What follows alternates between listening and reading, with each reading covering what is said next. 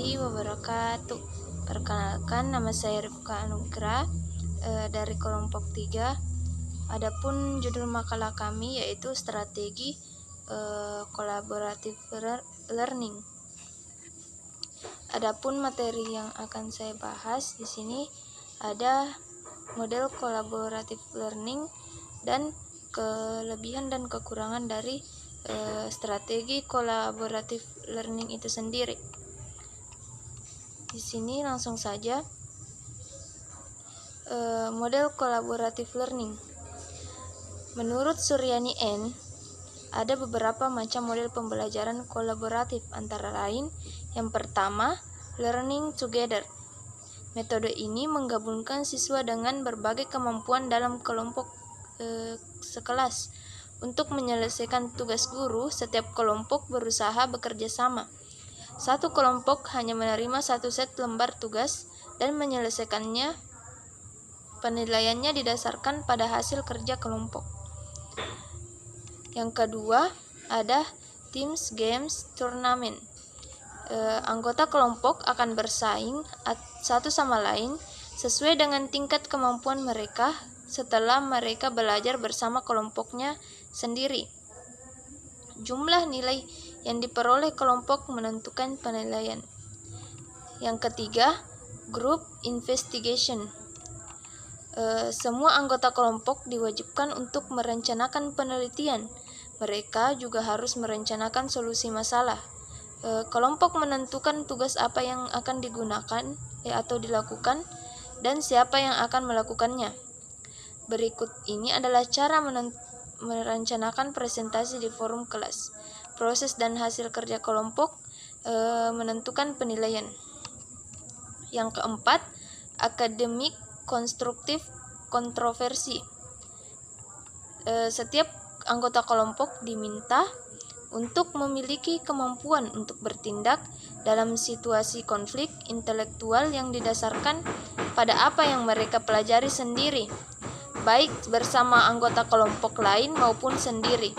Kegiatan pembelajaran ini berfokus pada pengembangan dan pencapaian kualitas seperti pemecahan masalah, pemikiran kritis, pertimbangan, hubungan antar pribadi, kesehatan psikis, dan keselarasan. Kemampuan setiap anggota dan kelompok untuk mempertahankan posisi yang mereka pilih menentukan penilaian. Yang kelima, jigsaw prosedur. Dalam metode pembelajaran ini, anggota kelompok diberi tugas yang berbeda-beda mengenai suatu pokok bahasan. Untuk memastikan bahwa setiap anggota kelompok memahami materi secara keseluruhan, tes diberikan dengan materi yang luas. Skor rata-rata tes kelompok menentukan penilaian. Yang keenam, student team achievement divisions. Siswa di kelas terbagi menjadi kelompok-kelompok kecil. Setiap kelompok memiliki anggota yang saling belajar dan mempelajari satu sama lain. Fokusnya adalah bahwa keberhasilan individu siswa akan berdampak pada keberhasilan kelompok dan sebaliknya. Keberhasilan kelompok akan berdampak pada keberhasilan individu siswa. Hasil belajar individu dan kelompok menentukan penilaiannya. Yang ketujuh, complex instruction.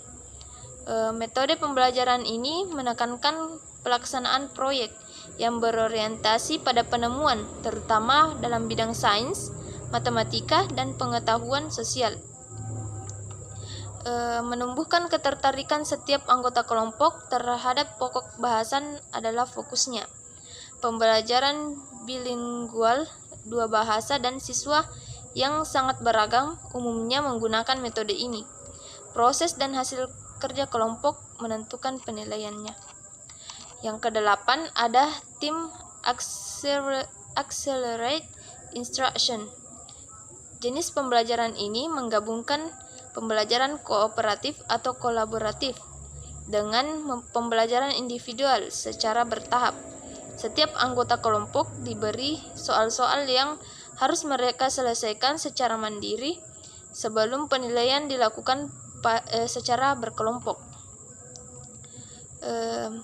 Setiap siswa harus mengerjakan soal tahap berikutnya jika mereka telah menyelesaikannya dengan benar. Namun, jika seorang siswa gagal menyelesaikan soal tahap pertama dengan benar, ia harus menyelesaikan soal berikutnya pada tahap yang sama, di mana setiap soal disusun menurut tingkat kesukarannya. Dan hasil belajar individu dan kelompok menentukan penilaian pada model ini. Yang kesembilan, cooperative learning structures. Setiap kelompok dalam pelajaran ini terdiri dari dua siswa atau berpasangan. Seorang siswa bertugas mengajar dan yang lain bertugas mengajar. Tutor mengajukan pertanyaan dan tutor harus menjawabnya. Jika jawaban tutor benar, ia akan memperoleh poin atau skor terlebih dahulu. Kedua siswa yang berpasangan berganti peran dalam jangka waktu yang juga telah ditetapkan sebelumnya. Dan terakhir ada cooperative integrate reading and composition. Sesuai namanya, model pembelajaran ini menekankan pembelajaran membaca, menulis, dan tata bahasa. Para siswa menilai satu sama lain secara tertulis dan lisan dalam kelas mereka. Yang kedua, di sini saya akan menjelaskan tentang kelebihan dan kekurangan collaborative learning. Kelebihan model pembelajaran kolaboratif yang diungkapkan oleh Gokhale sebagai berikut. Yang pertama, help understanding, membentuk peserta didik dalam menemukan suatu pemahaman dalam pembelajaran. Yang kedua, polite knowledge and experience, di mana pembelajaran kolaboratif memberikan pengetahuan dan pengalaman belajar bersama-sama bagi peserta didik. Yang ketiga, get helpful feedback, membantu peserta didik menemukan umpan balik atau stimulus dalam belajar. Yang keempat, stimulate thinking, di mana pembelajaran kolaboratif dapat merangsang pemikiran peserta didik agar dapat berpikir kritis. Yang kelima, got new perspective, peserta didik mendapatkan perspektif baru dalam pembelajaran. Yang keenam, more relaxed atmosphere, makes problem solving easy, suasana yang nyaman dalam pembelajaran akan membuat pemecahan masalah menjadi lebih mudah. Yang ketujuh, fun learning, di mana memberikan pembelajaran yang menyenangkan bagi peserta didik. Yang kedelapan, greater responsibility for myself and the group, peserta didik akan memiliki rasa tanggung jawab yang besar terhadap diri sendiri maupun kelompok. Dan yang kesembilan, make new friends. Di sini peserta didik mendapatkan teman yang baru karena pembelajaran yang dilakukan secara berkelompok. Nah, selain memiliki kelebihan, pembelajaran collaborative learning juga memiliki kelemahan. Berikut beberapa kelemahan dalam pembelajaran kolaboratif. Yang pertama itu, memerlukan pengawasan dari guru. Karena tanpa adanya pengawasan, maka pelaksanaan pembelajaran kolaboratif ini tidak akan berjalan maksimal. Selanjutnya yang kedua, pelaksanaan pembelajaran kolaboratif membutuhkan waktu yang relatif lama. Yang ketiga, adanya kecenderungan dari peserta didik untuk mencontoh hasil pekerjaan orang lain. Dan yang keempat, ada kemungkinan terdapat peserta didik yang kurang aktif dalam pembelajaran. Baiklah, itu saja yang sempat saya sampaikan pada video kali ini. Kurang dan lebihnya mohon dimaafkan. Terima kasih atas segala perhatiannya. Assalamualaikum warahmatullahi wabarakatuh.